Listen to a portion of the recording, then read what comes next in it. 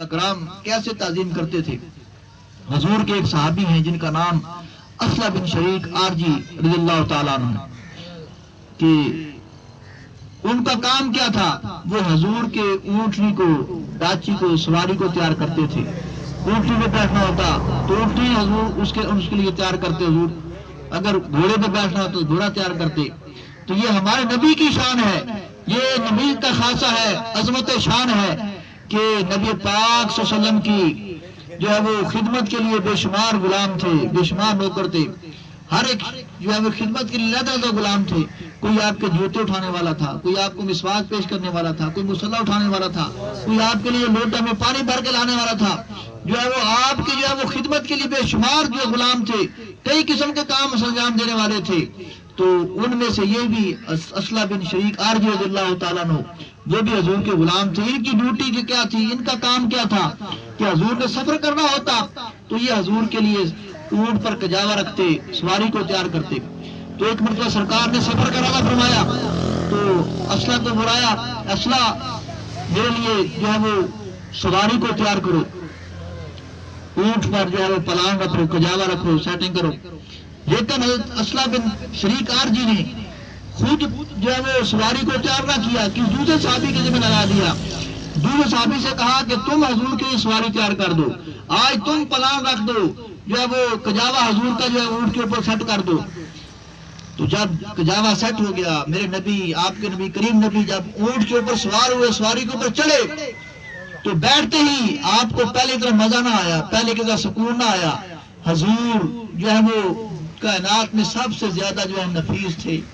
تو آپ جو ہے وہ اتنے نفیس تھے، بیٹھتے ہی آپ کو پتہ چل گیا کہ جیسے پہلے سواری تیار ہوتی تھی آج ایسے تیار نہیں ہوئی۔ تو آپ نے اسلم کو بلایا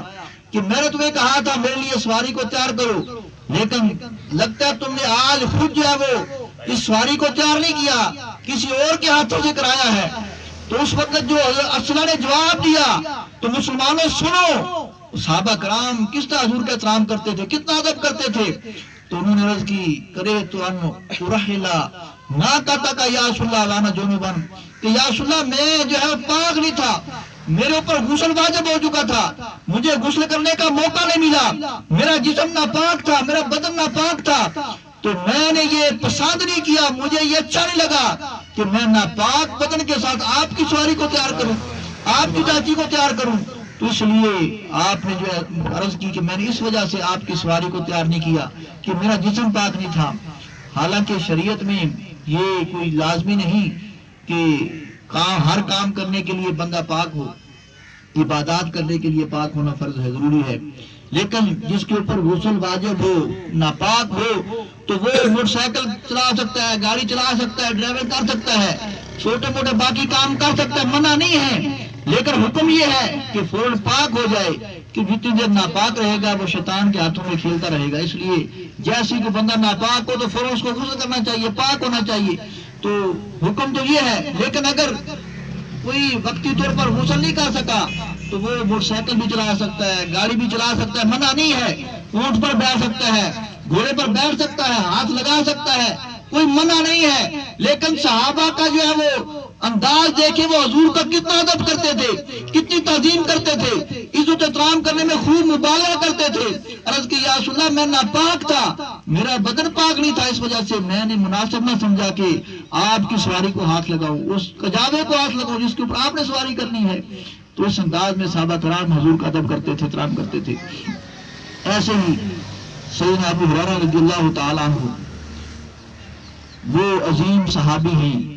جو ہمارے بڑے محسن ہیں، مسلمانوں کے اوپر انہوں نے احسان کیا کہ 5000 سے زیادہ ان کو حدیثیں یاد تھی جو انہوں نے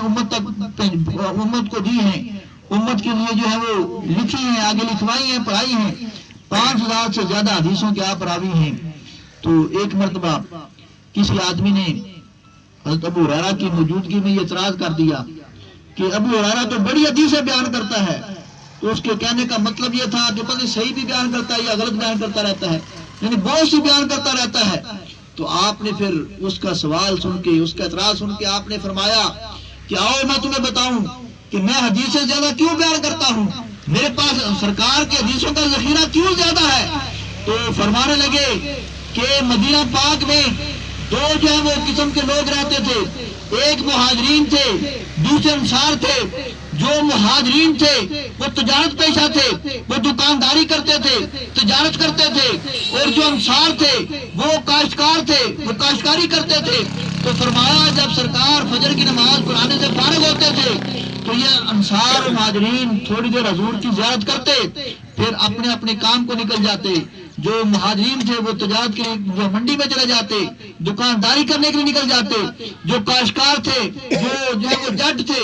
جو انصار تھے وہ اپنے اپنے کھیتوں میں باغوں میں چلے جاتے تھے، کام کاج میں لگ جاتے تھے۔ آنا لازم رسول اللہ صلی اللہ علیہ وسلم، میں ہر حضور کی بارگاہ میں موجود رہتا تھا، اس لیے جو حضور جو ہے وہ حدیثیں بیان کرتے تھے وہ میں سنتا تھا، اس لیے مجھے یاد ہے۔ اور پھر یاد کیوں نہ ہو کہ ایک مرتبہ حضور کی بارگاہ میں ابو ہریرہ نے عرض کی، یا رسول اللہ آپ سے بے شمار حدیثیں سنتا ہوں، حافظہ کمزور ہے، یاد نہیں رہتی، بھول جاتا ہوں۔ تو سرکار نے کرم فرمایا، سرکار نے فرمایا اے ابو ہریرہ چادر کھول کے رکھ دے۔ ابو ہریرہ نے چادر کھول کے رکھی تو فغرف بیدیہ، حضور نے ایسے مٹھیاں بھر کے اس چادر میں ڈالی۔ 3 مرتبہ حضور نے ایسے فضا میں، بظاہر ہمیں خالی محسوس، دیکھنے والوں کو خالی لگ رہی ہوں گی، لیکن حضور نے وہ مٹھیاں بھر کے چادر میں رکھی۔ پھر فرمایا دم الاس صدرے کا، اس چادر کو اپنے سینے کے ساتھ لگا لے۔ ابو ہریرہ فرماتے ہیں جس دن وہ چادر میں نے سینے کے ساتھ لگائی ہے اس دن کے بعد سے آج تک مجھے کوئی حدیث نہیں بھولی۔ اس لیے یہ ایسی شان کے مالک ابو ہریرہ رضی اللہ تعالیٰ عنہ، تو وہ بھی ایک مرتبہ سرکار مسجد نبوی سے نکلے تو یہ گلی میں سے آ رہے تھے، تو چاہیے تھا کہ ابو ہریرہ آگے بڑھ کے حضور کے ساتھ مسافہ کرتے، ہاتھ ملاتے، سلام لیتے، لیکن ابو ہریرہ فوراً دوسری گلی میں چلے گئے۔ پھر جب بعد نماز کے وقت حضور کے ساتھ ملاقات ہوئی تو حضور نے پوچھا کہ ابو ہریرہ کیا وجہ ہے کہ تو میرے سامنے آیا تھا لیکن تو پھر جو ہے وہ دوسرے چلا گیا؟ تو عرض کی یا رسول اللہ میں ناپاک تھا،